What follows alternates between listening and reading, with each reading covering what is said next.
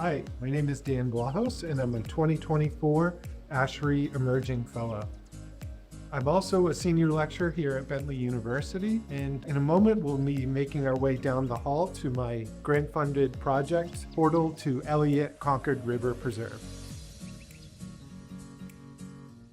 Well, I was first introduced to wayfinding and signage when I was working at an architecture firm. When I worked at the firm, some of my projects involved signage, environmental branding, and environmental graphic design. In fact, in the mid-2000s, I went on a signage tour in Boston, which was led by Craig Berger, who had just authored a book on wayfinding. And that got me even more interested in signs and graphics in public spaces and places.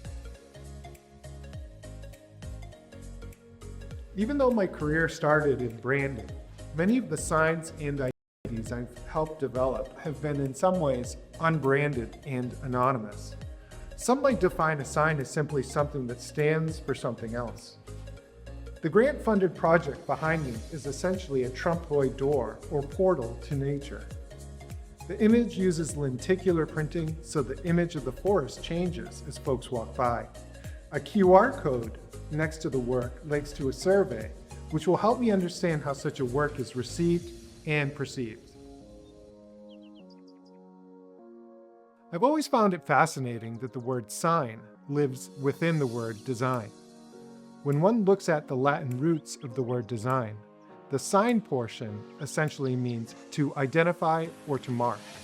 So broadly, these notions of identity and marking seem to inform my understanding of signs and perhaps even design itself. Signs not only orient, but they also add context.